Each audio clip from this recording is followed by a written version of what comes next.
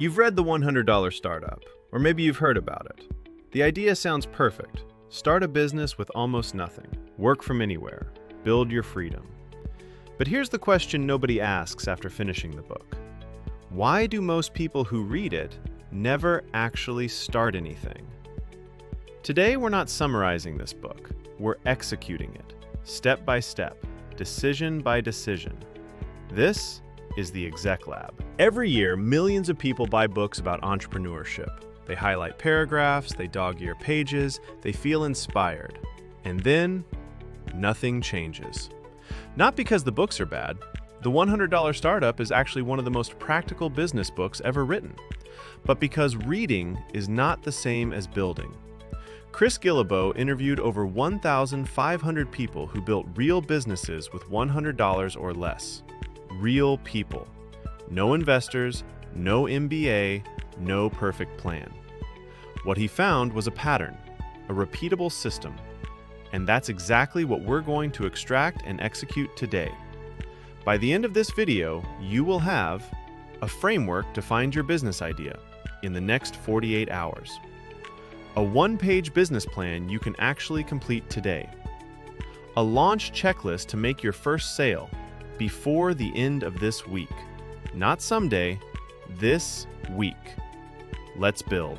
Most people think starting a business means having a big, original idea, a disruptive product, $1 million invention. That's wrong. And that belief has stopped more businesses from launching than any lack of money or skill ever has. Here's what Guillebeau discovered after studying 1,500 micro-entrepreneurs. You don't need a new idea. You need the right overlap. He calls it convergence. The concept.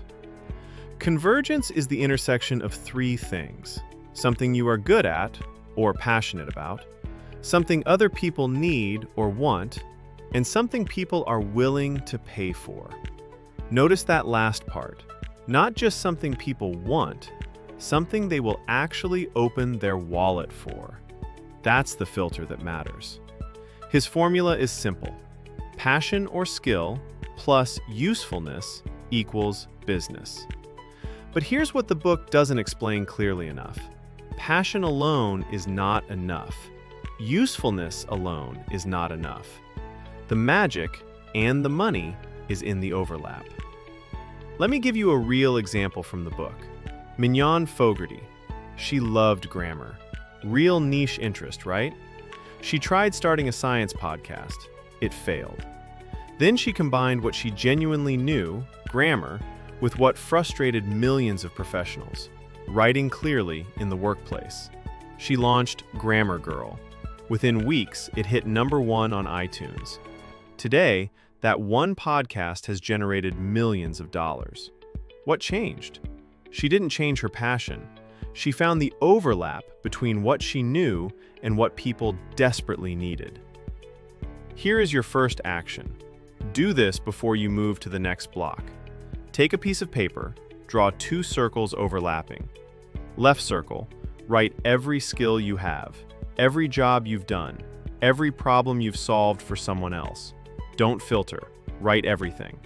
Right circle, write the problems you see around you, things people complain about, things people pay others to fix, things people search for on Google at 11 p.m. Now look at the overlap. What sits in that middle? That's where your business lives. You have 48 hours to complete this exercise, not as homework, as your first executive decision. Here's a number that should make you uncomfortable. The average traditional business plan is 80 pages long. It takes weeks or months to write. Most investors don't read past page 3, and most people who write them never launch their business.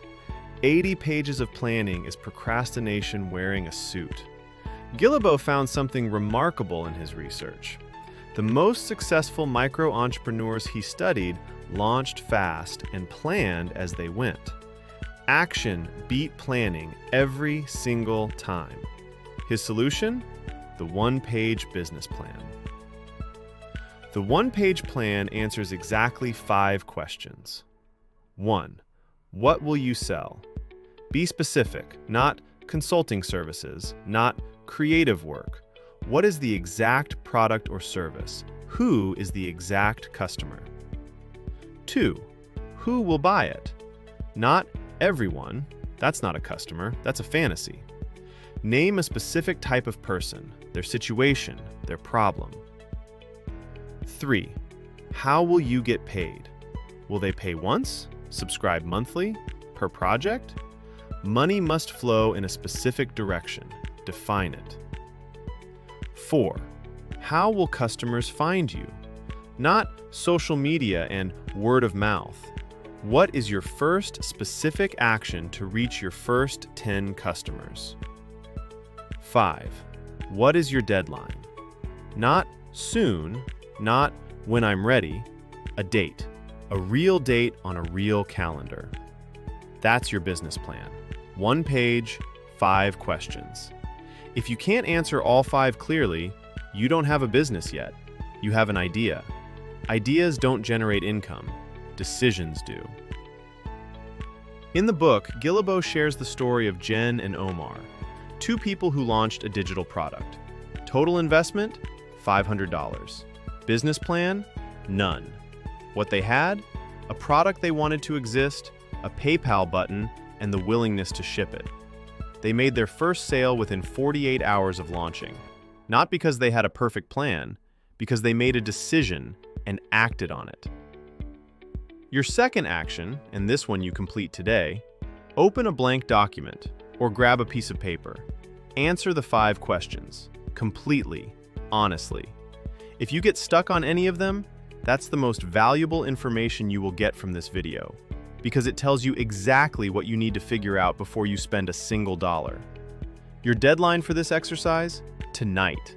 Not this week, tonight. Most businesses don't fail at the idea stage. They don't fail at the planning stage. They fail at the launch. Because launching feels terrifying. What if nobody buys? What if they hate it? What if it's not ready? Here's the truth that Guillebeau makes very clear. It will never be ready. Ship it anyway. The entrepreneurs in this book didn't wait for perfect. They launched the smallest possible version of their idea and let the market tell them what to build next. Here is the actual launch sequence, simplified from the book into what actually matters. Step 1. Create the offer, not the product. Before you build anything, write the offer. What exactly do you get? By when? For how much? If you can't describe it in 2 sentences, it's not ready to sell. Step 2. Find 10 people. Not 10,000, 10. 10 real people who match your ideal customer profile. These are your first potential buyers. Reach out personally. Step 3. Ask for a yes or a no, not feedback. Feedback is comfortable. Feedback doesn't pay rent. Your question is, would you pay X dollars for this? Yes or no? 5 yeses means you have a business. Launch immediately.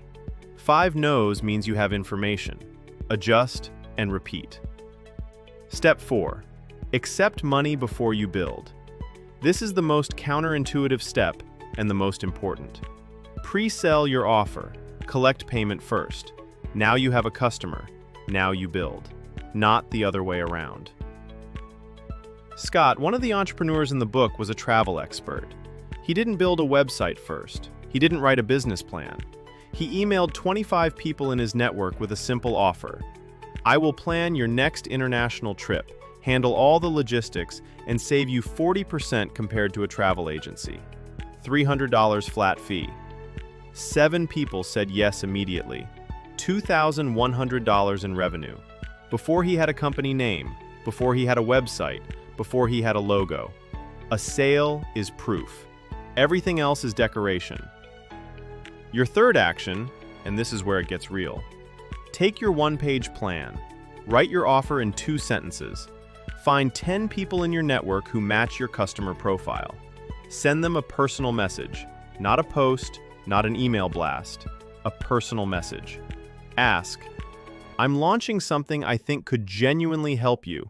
Can I share it? You have until the end of this week. This is not a thought experiment. This is your first executive decision as a founder. Why this works when traditional businesses don't. Here's what makes the $100 Startup different from every other business book.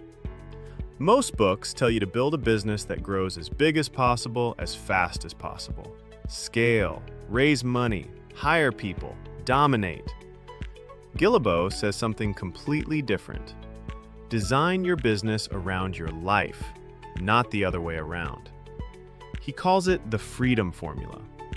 Build something that generates enough income to replace your job, and then stop letting the business own you. The freedom formula has 3 variables. Time. How many hours per week does this business require from you? If you're working 80 hours a week for yourself, you didn't escape a job. You just changed bosses. Money. How much does this business generate? Consistently. Not the best month, the average month. That number must exceed your current income before you make any major move. Mobility. Can this business run without you being in a specific place? The entrepreneurs in this book built businesses that ran from laptops. Not because remote work is trendy, because location independence is the ultimate form of freedom. The goal is not to build the biggest business. The goal is to build the right business for your life. Guillebeau himself visited every country in the world, all 193 of them, by age 35, not as a tourist, while running his own business. His business generated enough income, with enough flexibility, that the world was literally his office. That's the model. Not get rich. Not build an empire. Build something that funds the life you actually want to live. So, what does the book won't tell you? It won't tell you that the gap between reading and building is a decision, not a skill. It won't tell you that your first sale will feel more meaningful than any highlight you ever wrote in a book. It won't tell you that the one-page plan isn't just a business tool, it's a commitment device. The book gives you the map. The Exec Lab gives you the GPS. And the next step is yours. Let's close the loop on everything we covered today. Action 1.